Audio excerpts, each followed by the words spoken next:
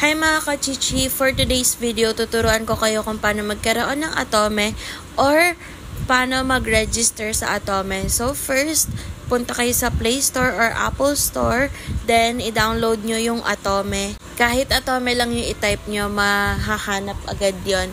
After nyo mag-download, buksan nyo yung app, tas ito yung bubungad sa inyo. After nyo siyang basahin or kung ayaw nyo siyang basahin, pwede nyo nang pindutin yung Get Started.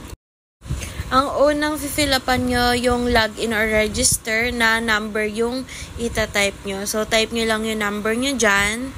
Then, click Next. Pag nakalagay na ng number, Next, then mag-OTP verification siya. So, mamimili ka if gusto mong isend sa Viber, sa SMS, or magko-call sa'yo kung gusto mo ng voice. Ang pinili ko dito yung continue with SMS. So, ilalabas dyan na yung I am not a robot. Check nyo lang yon. Wait nyo lang yung OTP na mag-send. Tapos, i-type nyo na. 4 lang naman yung OTP na yon.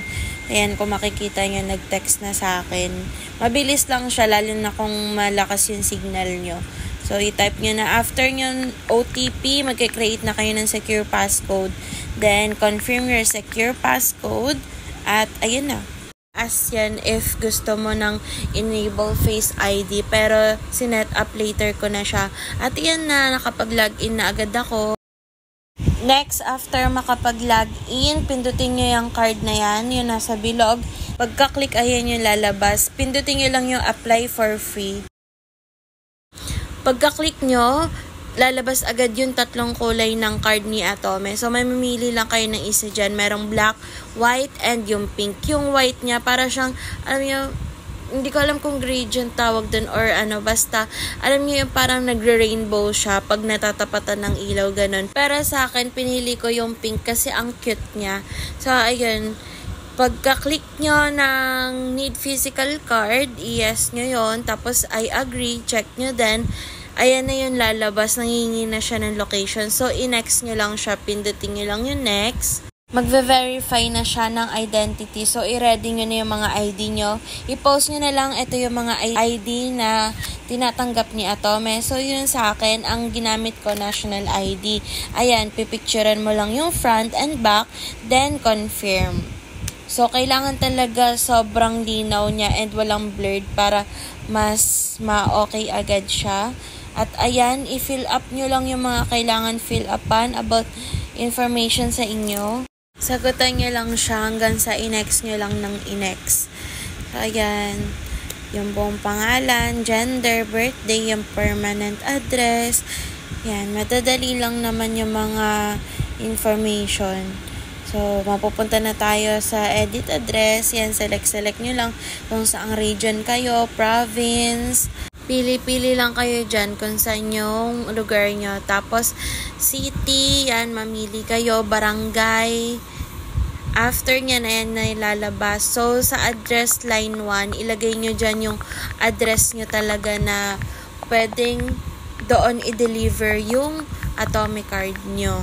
Reviewin nyo lang bago nyo i-save. The next lang kayo. Ayan, personal information again. Mga place of birth. Yan, yung region. Parang yung address lang kanina. Region, city, yung barangay, hindi naman siya tinatanong na. So, ayan, yung mother's name. Lahat i-fill upan nyo. Lalo na yung mga naka-asterisk na red. Then, education. Pili lang kayo yung natapos nyo. Bachelor's degree, tapos character references information. And tas manghihingi ulit ng address. After ng address naman yun sa job industry nyo. Next, yung occupation. Pili lang kayo dyan kung anong trabaho nyo. Then, job position. Ayan, kunya staff. Tapos, ilalagay nyo kung kailan kayo nag-start ng work. At sino yung employer nyo, employer type, lahat ng about sa work. Pero hindi naman siya nanghihingi ng payslip. Hingin din yung monthly salary nyo, tapos kailan kayo per cut off. At ayan, next lang.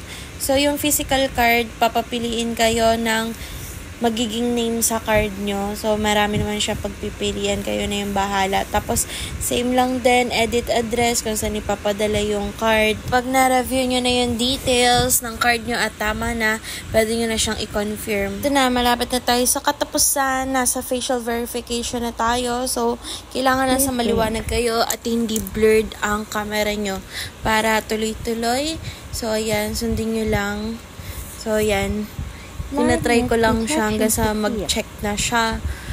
At ayun na mga kachichi, your application is under review for 3 days. And ayan, verify identity, verify information, facial verification. Pero hindi totoo yan 3 days na yan. Kasi mga 2 days actually. Kasi 24 hours kinabukasan, chinecheck ko siya, hindi pa siya approve. Pero nung kinabukasan ulit, ayun. So, parang 2 days, hindi siya 3 days. Depende siguro sa pag-approve nila.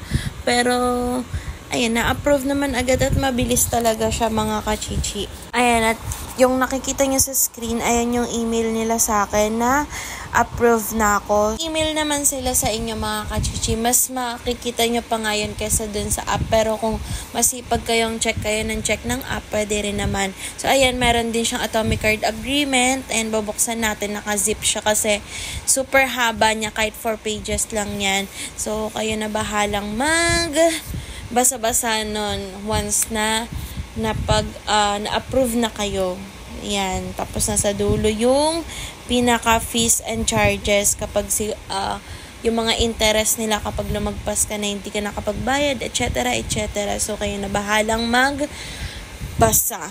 At ito na mga kachichi, after ko mabasa yung sa email, pumunta agad ako sa app at ayan, pindutin nyo lang yung card na yan.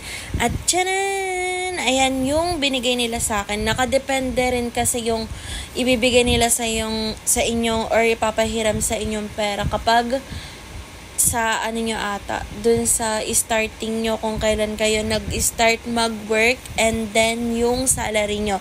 At dahil mababa yung salary ko, mababa din yung bigay nila sa akin. Pero, tataas pa naman yan. Basahin nyo na lang sa app. Meron sila dong guidelines kung paano mapapataas yung ipapahiram nila sa inyo. So, ayun. Tamang ano-ano lang kayo. Basa-basa lang kayo. Nandun naman lahat sa app para mas marami kayong matutunan. So, ayan. Ang daming mga pwedeng paggamitan ng may mga Shopee, Starbucks, lahat na yung TikTok Shop, etc. etc. So, para talaga siyang credit card, debit card nga lang. Tapos, ayan, mga Jollibee, yan. Connect nyo lang yung CV nyo. Hanggat wala kayong card, physical card, pwede nyo siyang gamitin ng QR lang, yung QRPH. So, scan lang kayo. Meron sila dong guidelines kung paano mapapataas yung ipapahiram nila sa inyo. So, ayun. Tamang ano-ano lang kayo. Basa-basa lang kayo. Nandun naman lahat sa app para mas marami kayong matutunan. So, ayan. Ang dami mga pwedeng paggamitan ng may mga Shopee, Starbucks, lahat na yung TikTok Shop, etc. etc. Ayan lang naman mga kachichi. Sana may natutunan kayo sa tutorial ko at sana mag-enjoy kayo sa paggamit ng Atome.